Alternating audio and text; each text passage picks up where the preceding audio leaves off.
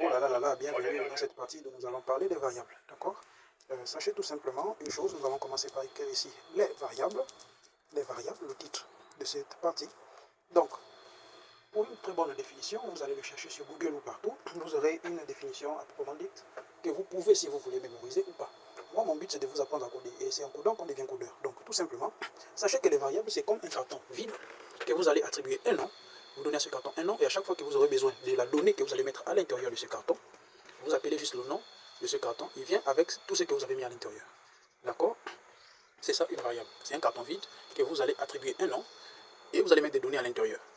Donc n'importe quelle donnée, vous allez les mettre à l'intérieur. Et lorsque vous aurez besoin de cette donnée-là, il vous suffira juste de faire appel à ce carton par son nom.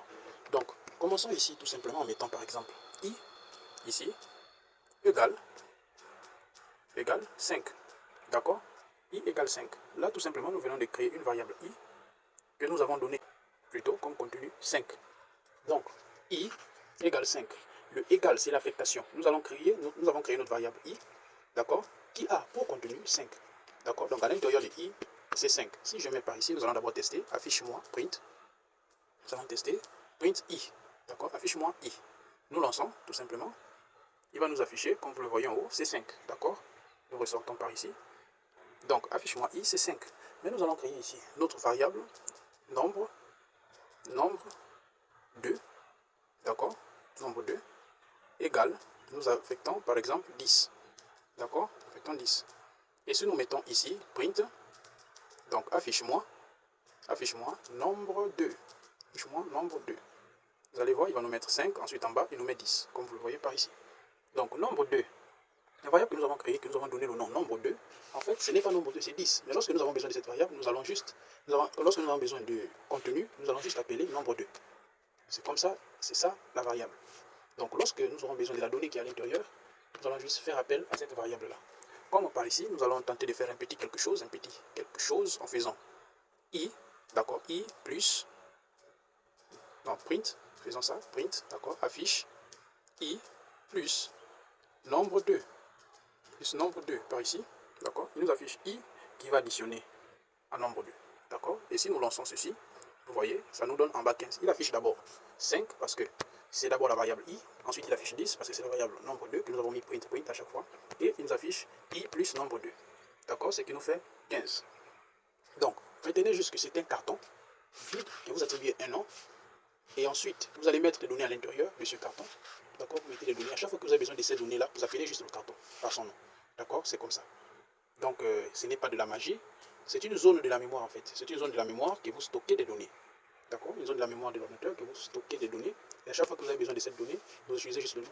Vous utilisez juste le nom pour y faire appel. Donc sur ce, je pense que vous avez compris comment créer une variable. Sachez qu'il y a plusieurs méthodes. Vous pouvez le mettre comme ça.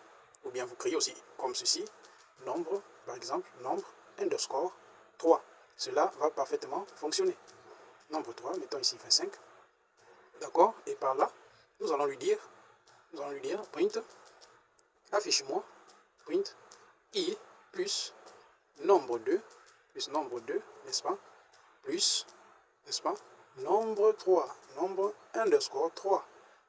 Et nous lançons, vous voyez, ça affiche le 15 et au soi-disant 40, d'accord? Donc, par cela, nous allons aussi mettre notre commentaire ici pour qu'il ne nous affiche plus ce résultat-là, pour qu'il puisse aussi l'ignorer, d'accord? Donc, par là, nous avons additionné i, nous avons additionné nombre 2 et nous avons additionné nombre 3, d'accord? Au moins, là, vous savez déjà comment générer une variable avec Python. Donc, ne commencez surtout pas par, on va dire, un point. Ensuite, vous mettez par exemple nombre 4, d'accord, et vous allez affecter par exemple une valeur que vous souhaitez affecter, mettons 4, donc 41, n'est-ce pas?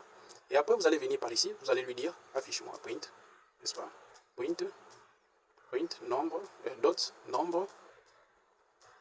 nombre 4, d'accord? Et nous lançons par cela, vous voyez, il va nous générer une erreur. C'est logique, une erreur de syntaxe.